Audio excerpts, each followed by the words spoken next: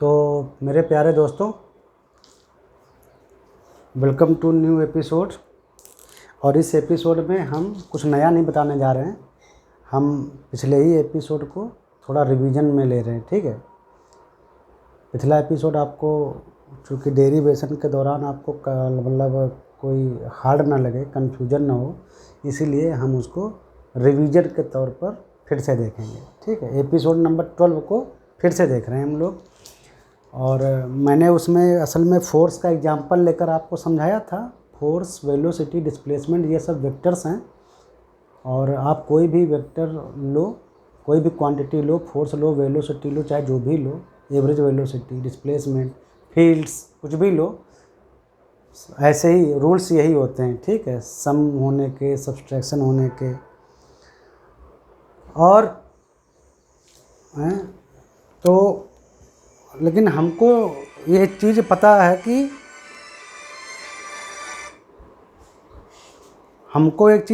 कि अच्छे से कि जो बुक्स है ना, बुक्स में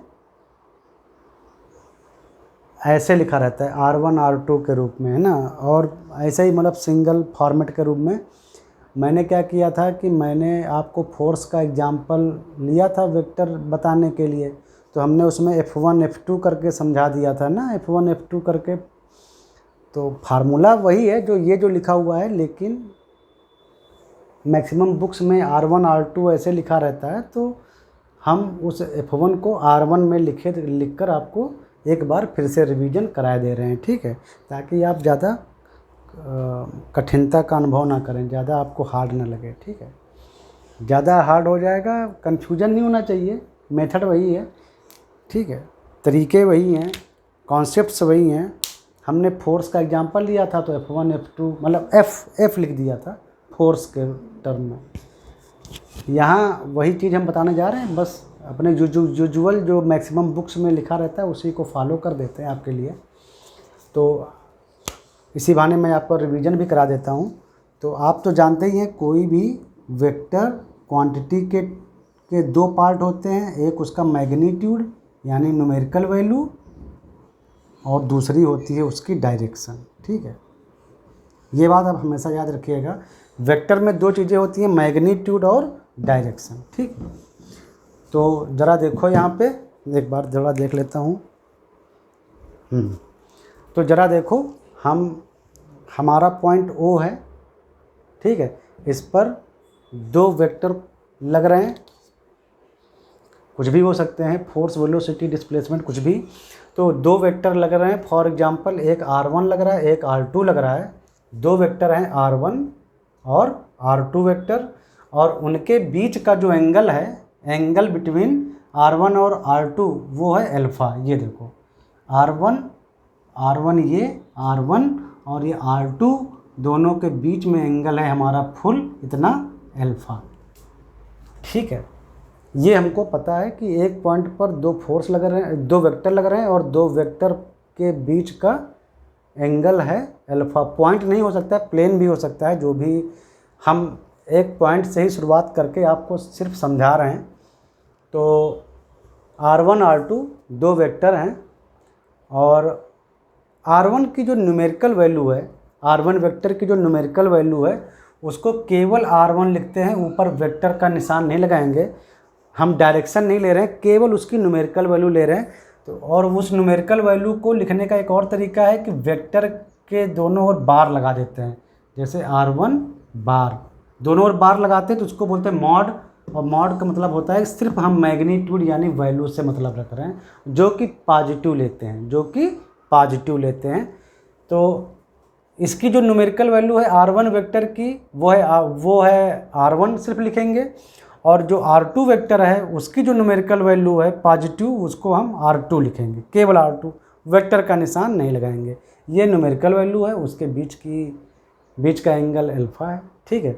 तो हमने आपको बताया था कि दोनों वेक्टर को मतलब अगर आप वेक्टोरियली उसको देखना चाहें तो ऐसे R1 वेक्टर बनाइए, R2 बनाइए, पैरेललोग्राम बनाइए थोड़ा, और उसको मिला दीजिए, तो ये R जो आएगा वो रिजल्टेंट वेक्टर आता है। तो वेक्टर के टर्म में लिखेंगे तो R = R1 + R2, ठीक है, ये तो हो गया वेक्टोरियल फॉर्मेट।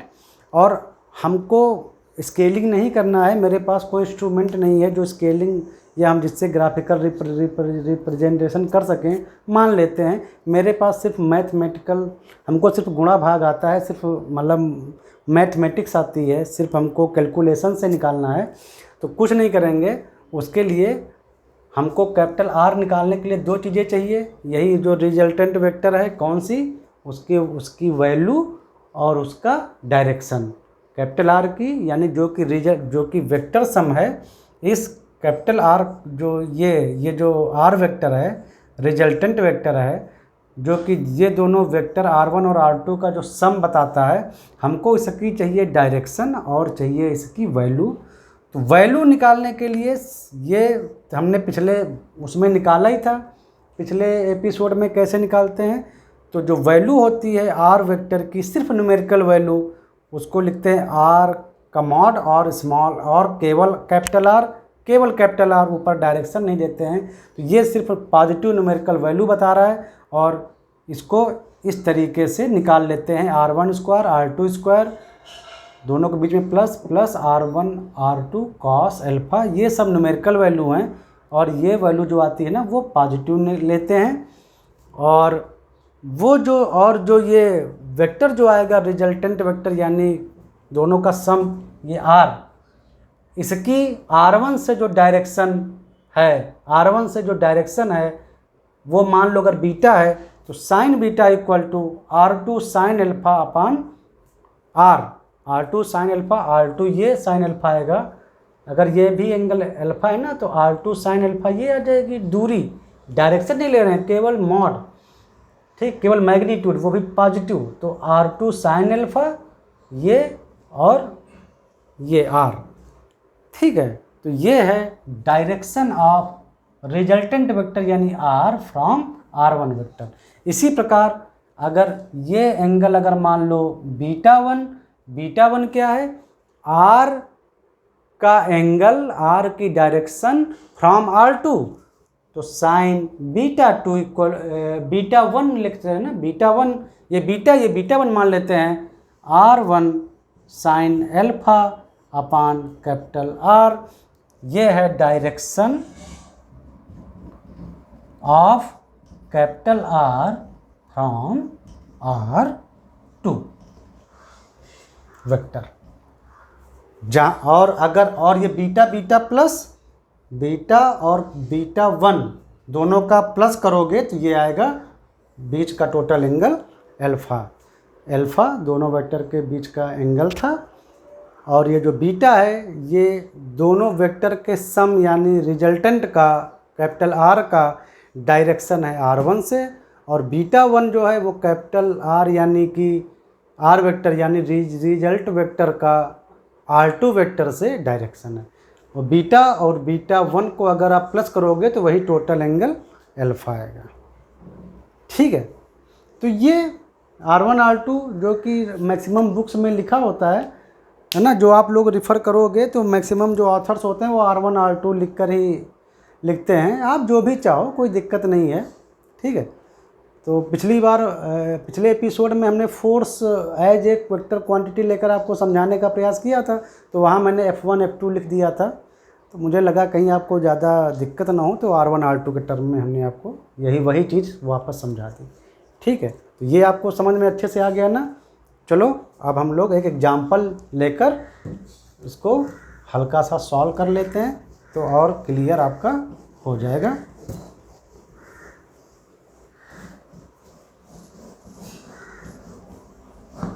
ये जो आपके पास रिकॉर्डिंग तो है ही है, तो ये जो पीछे जो बताया है इसको पेन कॉपी से वापस रजिस्टर में लिख लेना, ठीक है। तो फार्मूला जो भी आपको लगे याद, मुझे नहीं लगता कि आपको याद करने की ज़रूरत है, लेकिन तब भी आप लिख सकते हैं formula R square equal to R1 square plus R2 square plus 2R1 R2 cos alpha, जहाँ R1 और R1 वेक्टर और R2 वेक्टर के मैग्नीट्यूड्स हैं।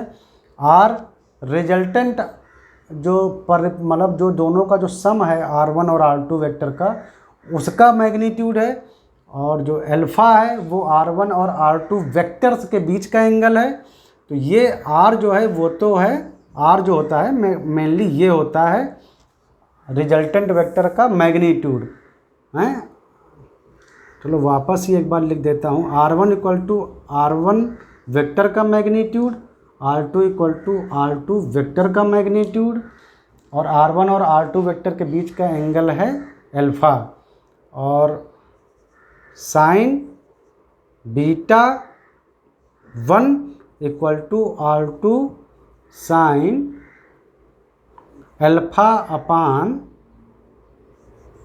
R, और sine beta 2 equal to R1 sine alpha upon R, जहाँ पर beta 1 क्या है, बीटा 1 है रिजल्टेंट वेक्टर जो R है वो R1 से कितना एंगल बनाता है, और R1 एंगल R1 वेक्टर से, और beta 2 resultant R vector R2 vector से कितना एंगल बनाता है। बिल्कुल ऐसे समझो, ये R1 ये R2 ये रिजल्टेंट R है ना, और ये बीटा 1 ये बीटा 2, और दोनों के बीच का एंगल अल्फ़ा है। बस ये है। तो अब एक एग्जांपल लेते हैं। देखो यहाँ पर दो फोर्स लगे हुए हैं ऐसे, ज़रूरी नहीं कि आप एक को हॉरिजॉन्टल ही दिखाओ, कोई फ़र्क नहीं पड़ता है। ये 10 न्यूटन का फोर्स है, ये 20 न्यूटन का फोर्स है।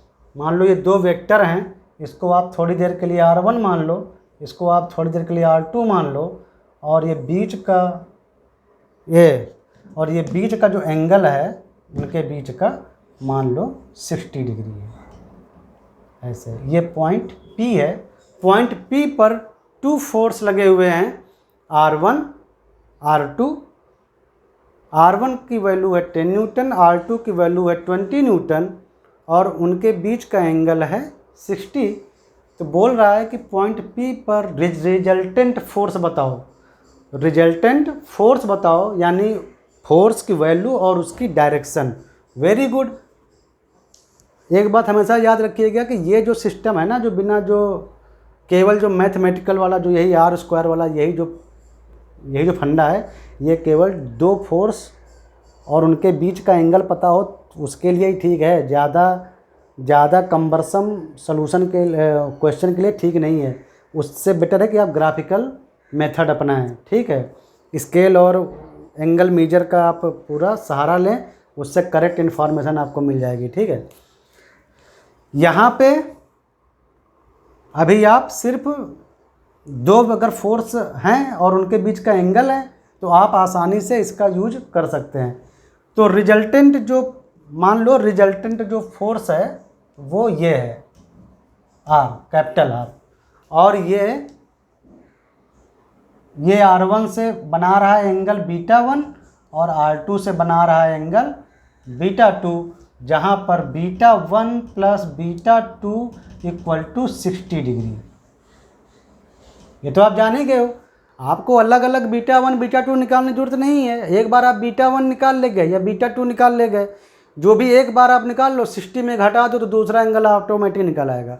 तो मान लेते हैं कि ये जो फोर्स जो लगे हैं R1 R2 10 न्यूटन और 20 न्यूटन के पॉइंट P पर, उनका जो रिजल्टेंट वेक्टर है, रिजल्टेंट जो फोर्स है वो मान लो R वेक्टर है। तो इस R वेक्टर की पहले न्यूमेरिकल वैल्यू यानी कि केवल R वेक्टर का मॉड और केवल R निकालेंगे तो ये आएगा R1 square plus R2 square plus 2R1 R2 cos alpha. Alpha जहाँ पर कितना है, टोटल दोनों फोर्स के बीच का एंगल 60 डिग्री। और ये R जो मॉड होता है ना, पॉजिटिव वैल्यू ली जाती है केवल, तो बड़ा इक्वल लगाओ, उसमें वैल्यू रखो 10 square plus 20 square plus 2 10 20 cos 60। तो कॉस 60 की वैल्यू शायद 1/2 होता है ना, तो अंडर रूट 100 प्लस 400 प्लस कितना आया ये 400, और इंटू 1/2, तो ये 200, यहाँ भी 1/2 लिख कर सीधा ये 2 काट सकते थे। तो यहाँ ये आ गया 100 प्लस 400 प्लस 200 √700। ठीक है, 700 का मतलब 10√7। अब आप √7 की वैल्यू अगर आपको पता हो तो रख लेंगे, लेकिन याद रखिएगा ये वैल्यू कभी नेगेटिव नहीं लेते हैं। ये जो मैग्नीट्यूड है इसकी वैल्यू पॉजिटिव लेते हैं। हमने ये आपको बहुत पहले समझाया था कि वेक्टर्स का मैग्नीट्यूड पॉजिटिव लेते हैं, वेक्टर क्वांटिटी का मैग्नीट्यूड पॉजिटिव लिया जाता है। निगेटिव अगर कहीं पर लिखा हो तो मतलब है कि सिर्फ डायरेक्शन चेंज हो गई है, डायरेक्शन जस्ट रिवर्स हो गई है। तो ये तो आ गया आपका टोटल मैग्नीट्यूड इतने न्यूटन। और अब आप किसी एक फोर्स के साथ इस आर की डायरेक्शन भी निकाल सकते हैं। तो साइन बीटा इक्वल टू, मान लो हम ये इसको R1 माना था, तो हम चाहते हैं कि R जो रिजल्टेंट जो फोर्स जो आया है इसकी हमें वैल्यू तो पता चल गई कि ये इतने न्यूटन है, 10√7 न्यूटन। अब ये हम चाहते हैं कि इस R की डायरेक्शन फिक्स करें कि ये आखिर R1 से कितना एंगल बना रहा है, R1 से कितने एंगल पर ये जा रहा है। तो मान लो बीटा 1 एंगल पर जा रहा है, तो sine beta 1 equal to R2 sine alpha upon R हैं। तो R2 यानी ये लेंगे। अब देखो याद रखना, ये R1 आप चाहो तो इसको R1 लिख लेते, इसको R2 लिख लेते, कोई फ़र्क ना पड़ता, वो आपके मानने पर है। एक बार आप मान लीजिए, आपने इसको R1 मान लिया, इसको R2 मान लिया, तो कोई ऐसा नहीं है आप इसको भी R1 मान लो, उसको भी R2 मान लो, तो क्वांटिटी बदल जाएंगी, एंगल बदल जाएगा, कोई ख़ास फ़र्क नहीं आएगा। ख़ास क्या, कुछ भी फ़र्क नहीं आएगा, सॉरी। तो R2 ये है रिजल्टेंट ऑफ द R का एंगल विद R1। ठीक है, तो 20 साइन 60√3/2 अपान R 10√7। इसको सॉल्व कर लीजिए तो 10√3 अपान 10√7, 10 कट गया यानी √3/√7 यानी √3/7। तो beta 1 equal to sine inverse √3/7। आप इसको कैलकुलेटर या किसी से आप जो भी है आपके पास एंगल मेजर करने का, उससे आप बीटा 1 निकाल लेंगे। और beta 1 plus beta 2 equal to 60 degree है। तो ये जब ये निकल आया तो 60 में घटा दोगे, ये टोटल 60 था तो इसमें घटा दोगे तो बीटा 2 निकल आएगा। तो यानी कि रिजल्टेंट वेक्टर की आपको डायरेक्शन करेक्ट पता चल जाएगी। बीटा 1 इस एंगल से ये गया है, इसका रिजल्टेंट वेक्टर यानी इन दोनों वेक्टर का जो, इन दोनों फोर्स का जो रिजल्ट होगा यानी जो सम होगा वो 10√7 न्यूटन होगा, और वो इतने बीटा 1 एंगल से जाएगा रिजल्ट वेक्टर। ठीक है, इन दोनों का सम वेक्टर जो है वो ये रहेगा। उसका डायरेक्शन पता चल गया, उसकी वैल्यू पता चल गई। ठीक है ना। तो इस तरह से ये सब मेथड तभी यूजफुल है, ये मेथड तभी यूजफुल है जब दो फोर्स लगे हों और उनके बीच का एंगल पता हो, और वो फोर्स या तो पॉइंट पर लगे हों या तो प्लेन में हों। क्योंकि जब अगर प्लेन में भी ऐसे ऐसे दो फोर्स लगे हैं ना, तो आप उनको जब पीछे ऐसे बढ़ाते जाओगे तो कहीं ना कहीं वो कट करेंगे और उनके बीच का आप एंगल जो है वो अल्फा निकाल लोगे। ठीक है। अच्छा, एक चीज़ और देखो,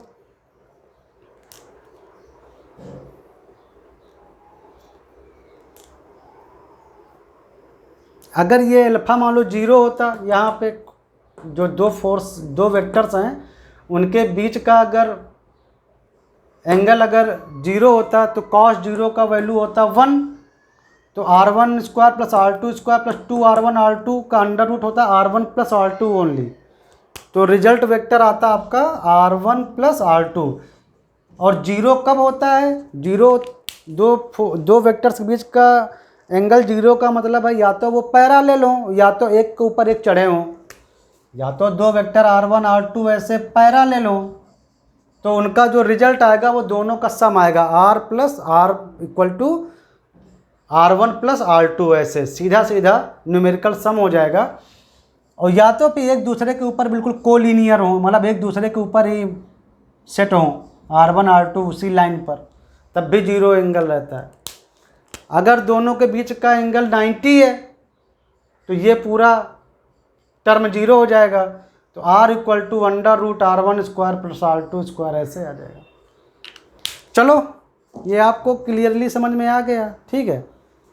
अब मिलते हैं नए एपिसोड में। अब हम आपको 3D में कुछ समझाएंगे ना, 3D में XYZ इस टर्मिनोलॉजी को लाएंगे, फिर उसमें डायरेक्शन बताएंगे, फिर वेक्टर कैसे एक्चुअली उसमें वेक्टर कैसे बनते हैं जो IJK टर्म होते हैं, है ना। वो सब होने के बाद फिर आपकी वेक्टर अलजेब्रा को और आगे बढ़ाएंगे।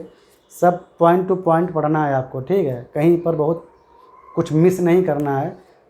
ये ऐसा नहीं कि हम IJK का ये सब जो वेक्टर जनरली जो पूछे जाते हैं ना, उनके फंडे यहीं से शुरू हैं, ठीक है। हमेशा के लिए दिमाग में चढ़ जाएं, इसीलिए एकदम स्लोली हर एक टॉपिक को कवर करना है ताकि आपको वेक्टर पूरा समझ में आए, ठीक है। तो अभी हम मेनली वो IJK मॉडल पर अभी नहीं आ रहे हैं, अभी उसको बताते हुए अभी 3-4 एपिसोड और लगेंगे, उसके बाद आपको बहुत अच्छे से समझ में आएगा। चलो मिलते हैं नेक्स्ट एपिसोड में।